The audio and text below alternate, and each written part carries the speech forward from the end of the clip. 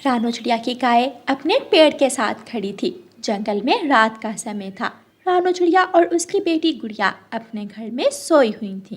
कालू जी, मैं कब से जाग रही हूँ, मुझे ये चिड़िया की गाय की भैं भैं सोने नहीं दे रही।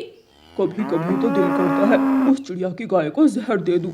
मैं तो खुद बहुत तंग हूँ उस चिड़िया की गाय से। एक बार जाओ और समझा कर आओ उस छोटी चिड़िया को कि चुप कराए अपनी गाय को। कालू कौवा अपने घर से निकलता है और रानो चिड़िया के दरवाजे पर दस्तक देता है। ये कौन आ गया इस वक्त? गुड़िया बेटी, देखना टाइम क्या हुआ है। मम्मा, 12 बजे हैं। दस्तक फिर से होती है। मैं देखती हूँ। मम्मा चिड़िया उठती है और दरवाजा खोलती है। कौवे भैया, आप इस वक्त? क्या बात है? चिड़िया, खुद तो सोई हुई हो तुम और हमें तुम्हारी इस गाय की भैं भैं सोने नहीं दे रही। चुप करवाओ अपनी गाय को। कौवे भैया, पशु तो रात को ऐसे ही बोलते रहते हैं। तो मैं क्या करूं? क्या हम सोए ना? दिन को काम करना होता है और रात को तुम्हारी गाय सोने नहीं देती। अच्छा, मैं समझाती हूँ अपनी गाय को, आप जाएं।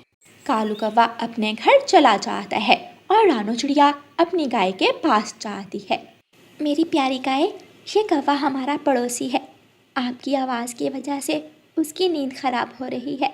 वो कौवा मुझे यही बोलने आया था। मालकिन, मैं कौन सा अकेली बोलती हूँ, आप सुन लें। जंगल में सभी पशु अपनी अपनी आवाज़ में बातें कर रहे हैं। कुत्ते बोल रहे हैं, गिद्ध बोल रहे हैं और दूर से भेड़ियों के बोलने की भी आवाज़ें आ रही हैं। जो बोलते हैं वो बोलते रहें, लेकिन आप आराम से चुप कर जाएं, वरना वो कौवा मुझसे लड़ाई करने आ जाएगा। ठीक है, मैं चुप कर जाती हूँ। रानो चिड़िया अपने घर चली जाती है और चिड़िया की गाय चुप करके खड़ी हो जाती है। दूसरे दिन रानो चिड़िया सुबह सवेरे उठती है। वो अपनी गाय का दूध निकालती है, घर जाती है, अपनी बेटी को चाय बना कर देती है और खुद भी चाय पीती है। गुड़िया बेटी, नाश्ता तो हो गया। अब मैं अपनी प्यारी गाय के लिए घास ले आऊँ और फिर बाद में हम दोनों जंगल से सूखी लकड़ियाँ लेने जाएंगे। मम्मा, मैं भी आपके साथ ही जाती हूँ। आप हमारी गाय के लिए घास इकट्ठी कर लेना और मैं सूखी लकड़ियाँ जमा कर लूँगी। हाँ, ये भी ठीक है, आप मेरे साथ ही चलें। दोनों माँ बेटी अपने घर से निकलती हैं। रानो चिड़िया की गाय पेड़ से थी। वो एक सुंदर से छोटे से बच्चे को जन्म देती है। मेरा बेटा बहुत खूबसूरत है। मेरा बेटा भूखा होगा, आप मेरा दूध पी लें। मम्मा, मैं थका हुआ हूँ, मुझे नींद आ रही है। मैं थोड़ा सो लूँ और फिर बाद में मैं आपका दूध पी लूँगा। वो छोटा बच्चा बात करते करते ही सो जाता है। ले कालू, पहले एक गाय थी, अब एक बच्चा भी आ गया। कल एक भैं भैं कर रही थी, आज दो करेंगे। मैं तो कहती हूँ उस गाय से मेरी जान छुड़वा दो। मुझे कुछ ना कुछ करना ही होगा उस गाय का। रानो चिड़िया जंगल से लंबी लंबी घास काटती है और उसकी बेटी गुड़िया अपने घर के लिए सूखी लकड़ियाँ जमा करती है। कालू कौवा रानो चिड़िया और उसकी बेटी को छुपकर देखता है। दोनों माँ बेटी यहाँ काम कर रही हैं। मौका अच्छा है, मैं इस चिड़िया की गाय का काम करता हूँ। कालू कौवा जहरीले फल वाले पेड़ के पास जाता है और जहरीले फल वाले पेड़ से एक जहरीला फल तोड़ता है। अब चिड़िया के आने से पहले पहले मैं ये जहरीला फल खिला दूंगा चिड़िया की गाय को। माँ गाय मर जाएगी तो बच्चा खुद ही भूख से मर जाएगा। गोरी तो ये देखकर बहुत खुश होगी। कालू कौवा उड़ता है और सीधा रानो चिड़िया की गाय के पास जाता है। गाय गाय, मैं तुम्हारे लिए मीठा फल लाया हूँ, लो ये फल खा लो। अभी तो मुझे भूख नहीं है, मैं थोड़ी देर बाद खा लूंगी। आप ये फल मुझे दे दें। कालू कौवा वो जहरीला फल रानो चिड़िया की गाय को दे देता है और वहां से चला जाता है। गोरी, आज तेरी दुश्मन गाय का आखिरी दिन है। मैंने दे दिया, मैंने उस गाय को जहरीला फल दे दिया।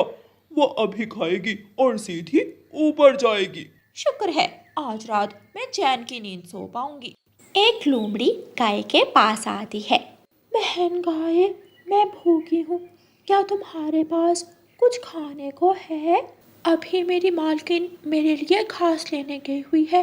हाँ, मेरे पास एक फल है, अभी अभी ये फल मुझे एक कौवा देकर गया है, आप ये फल खा सकती हो। ऐसे कहते हुए रानो चिड़िया की गाय वो फल लोमड़ी को दे देती है।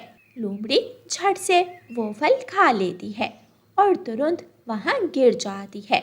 लोमड़ी तो तड़प तड़प कर अपनी जान दे देती है। ये कैसा फल था जिसे खाने से लोमड़ी अपनी जान से चली गई। रानो चिड़िया और उसकी बेटी भी आ जाती हैं। गुड़िया अपनी गाय का बच्चा देखकर बहुत खुश होती है। मेरा छोटा दोस्त आ गया। अरे गाय गाय, इस लोमड़ी को क्या हुआ? गाय अपनी मालकिन रानो चिड़िया को सारी बात बताती है। मैंने वो फल लोमड़ी को दे दिया और बेचारी वो फल खाकर अपनी जान से चली गई। गाय रोते हुए ऐसे बताती है। उस दुष्ट कौवे ने जरूर आपको जहरीले पेड़ से जहरीला फल ला कर दिया हो। रानो चिड़िया उड़ती है और जल्दी से कौवों के घर जाती है। कौवे, काले कौवे, जल्दी से दरवाजा खोलो। कालू कौवा दरवाजा खोलता है। तुमने मेरी गाय की जान लेने की कोशिश की। क्या हुआ? मैंने क्या किया है? तुमने मेरी गाय को जहरीला फल दिया। वो तो जहरीला फल बेचारी लोमड़ी ने खा लिया और वो जाती रही। मैं पुलिस को बताऊंगी, मैं तुम्हें जेल करवाऊंगी, तुम बुरे हो। गोरी कौवी तुरंत घर से बाहर आती है। चिड़िया चिड़िया, क्यों गुस्सा हो रही हो? वो फल तो मैंने दिया था तुम्हारी गाय को। मुझे क्या मालूम कि वो फल जहरीला है। अच्छा, आप पुलिस को मत बताना, मैं आइंदा ऐसा नहीं करूंगी। मैं जा रही हूँ। अगर आज के बाद मेरी गाय की तरफ मैली आंख से देखा तो मैं छोड़ूंगी नहीं तुम दोनों को। रानो चिड़िया अपने घर चली जाती है। रात हो जाती है। गाय का छोटा बच्चा अपनी माँ से बातें करता है। मम्मा, मैं बहुत खुश हूँ। मैं ये जंगल देखकर बहुत खुश हूँ। मेरे खूबसूरत बच्चे, हमारी मालकिन भी हमारा बहुत ख्याल रखती है। वो हमें समय पर घास और पानी देती है। रानो चिड़िया अपनी गाय के पास आती है। गाय गाय, मुझे उन कौवों से बहुत डर है। आप उनका विश्वास मत करना। अगर आपके पास आए तो लात मारकर भगाना उन कौवों को। मालकिन, आप चिंता ना करें, उन कौवों का असल चेहरा मेरे सामने है। मैं छोड़ूंगी नहीं उन कौवों को। कालू जी, क्या फायदा? वो गाय तो फिर से बोले जा रही है, कुछ करो उसका। मैं उस गाय की रस्सी खोल देता हूँ और वो गाय घने जंगल में चली जाएगी। वहाँ उसे कोई शेर या भेड़िया खा लेगा। कालू कौवा ऐसे सोचकर रानो चिड़िया की गाय के पास जाता है। गाय गाय, पता है जंगल में नदी के पास लंबी लंबी घास है। क्या तुम लंबी लंबी घास खाना चाहोगी? मुझे भूख नहीं है, तुम जाओ यहाँ से। कालू कौवा आगे बढ़ता है और गाय की रस्सी खोलने लगता है। गाय भी पीछे की तरफ मुड़ती है और अपनी लात से उठाकर कौवे को दूर फेंक देती है। कौवा सीधा जाकर पेड़ से टकराता है और गिर जाता है। मर गया, मेरी टांग टूट गई है। कौवा वहाँ बैठकर रोने लगता है। सुबह हो जाती है। जब रानो चिड़िया अपनी गाय का दूध निकालने आती है तो थोड़ी दूर कौवे को गिरा हुआ देखकर कौवे से पूछती है। कौवे कौवे, तुम यहाँ कैसे आए? क्या हुआ है तुम्हारी टांग को? हाय, बहुत दर्द है मेरी टांग में। चिड़िया, गौरी से कहो कि मुझे उठाकर घर ले जाए। मालकिन, ये कौवा आज रात मेरे पास आया था और मुझे अपनी बातों में फिसलाकर घने जंगल की तरफ भेजना चाहता था ताकि मुझे कोई शेर खा ले, और मैंने अपनी लात मारकर इस कौवे को सजा दी है। काले कौवे, अब की बार तो तुम बच के हो। अगर आइंदा मेरी गाय के पास भी दिखाई दिए तो जान से जाओगे। फिर रानो चिड़िया गौरी कौवी को बताती है और गौरी कौवी कालू कौवे को उठाकर अपने घर ले जाती है और ऐसे कौवों को सजा मिलती है। प्यारे दोस्तों, कुछ ऐसे कौवे हर किसी के आसपास रहते हैं जो बात बात पर दूसरों से लड़ाई करते हैं। क्या आपके पास भी कोई ऐसा कौवा रहता है? हमें कमेंट में ज़रूर बताएं। और प्यारे दोस्तों, इस कहानी को लाइक, अपने दोस्तों के साथ शेयर और चैनल को सब्सक्राइब करना बिल्कुल मत भूलना। आपका धन्यवाद।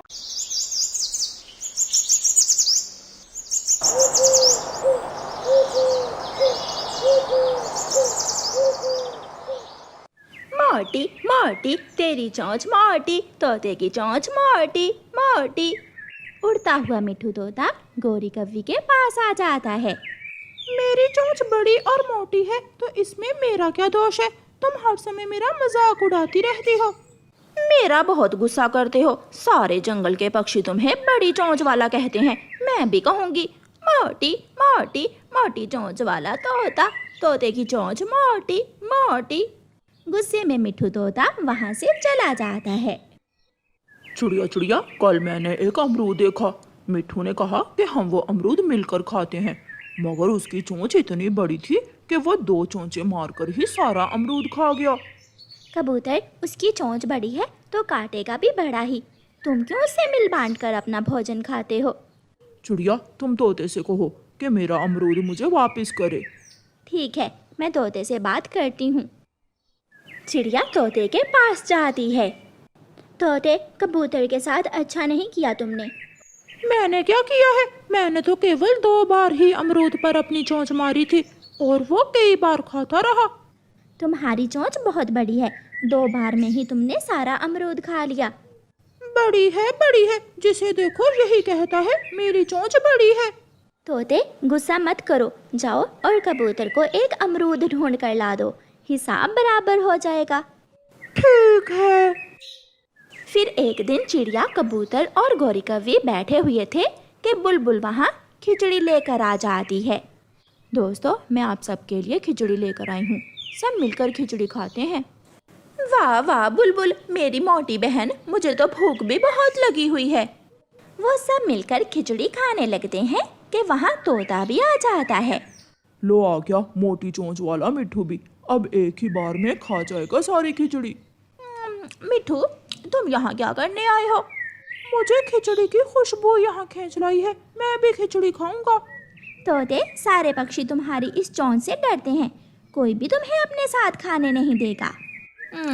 चिड़िया चिड़िया आइडिया, तुम इस मोटी और बड़ी चोंच वाले तोते को इस पत्ते पर खिचड़ी रख कर दे दो।